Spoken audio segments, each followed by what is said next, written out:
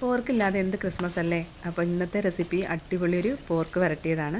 ഇപ്പോൾ വലിയൊരു piece pork എടുത്തിട്ടുണ്ട്. ഇനി ചെറിയ പീസാക്കി കട്ട് ചെയ്ത് കഴുകി വൃത്തിയാക്കി വെച്ചതിലേക്ക് കുറച്ച് മഞ്ഞൾപ്പൊടി, കുറച്ച് മുളക് പൊടി, കുറച്ച് മല്ലിപ്പൊടി, കുറച്ച് കുരുമുളക് പൊടി, ഗരം മസാല, ആവശ്യത്തിന് ഉപ്പ്, കുറച്ച് കറിവേപ്പിലയും കൂടി ചേർത്തിട്ട് ഇത് നന്നായിട്ടൊന്ന് മസാല തേച്ച് കുറച്ച് നേരം ഒന്ന് റെസ്റ്റ് ചെയ്യാൻ വെച്ചതിന് ശേഷം നമുക്ക് കുക്കറിലേക്കിട്ട് നന്നായിട്ടൊന്ന് വേവിച്ചെടുക്കാം. മീഡിയം ഫ്ലെയിമിൽ ഒരു 3 വിസിൽ മതി. നന്നായിട്ട് വേവിച്ചെടുത്ത് മാറ്റി വയ്ക്കാം.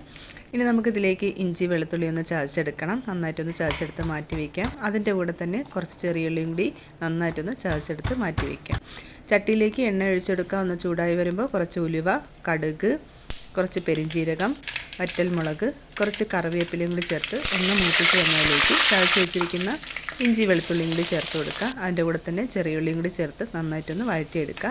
ഇനി ഇതിലേക്ക് കുറച്ച് പച്ചമുളകും കുറച്ച് സവാളയും കൂടി ചേർത്തിട്ട് നന്നായിട്ടൊന്ന് മൂപ്പിച്ചെടുക്കുക.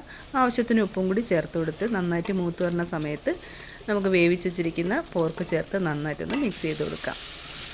അതിൽ വെള്ളമൊക്കെ വറ്റി ഒന്ന് ഡ്രൈ ആയി വരുന്ന സമയത്ത് ഇതിലേക്ക് നമുക്ക് കുറച്ച് ഗരം മസാല ചേർത്ത് കൊടുക്കാം. കുരുമുളക് പൊടി വേണമെന്നുണ്ടെങ്കിൽ കുറച്ച് ചേർത്ത് കൊടുക്കാം.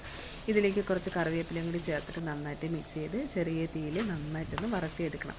ശരിക്കും നല്ല ഡാർക്ക് കളറാവുന്നവരെ നന്നായിട്ടൊന്ന് വരട്ടിയെടുക്കുമ്പോഴാണ് കേട്ടോ ടേസ്റ്റ് കൂടുതൽ. അപ്പോൾ നമ്മുടെ അടിപൊളി ടേസ്റ്റിനുള്ള പോർക്ക് വരട്ടിയത് റെഡി. അപ്പോൾ തീർച്ചയായിട്ടും നിങ്ങൾ ട്രൈ ചെയ്ത് നോക്കുക. അടിപൊളി ടേസ്റ്റാണ്. അപ്പോൾ പുതിയ വീഡിയോ ആയിട്ട് വീണ്ടും കാണാം. താങ്ക്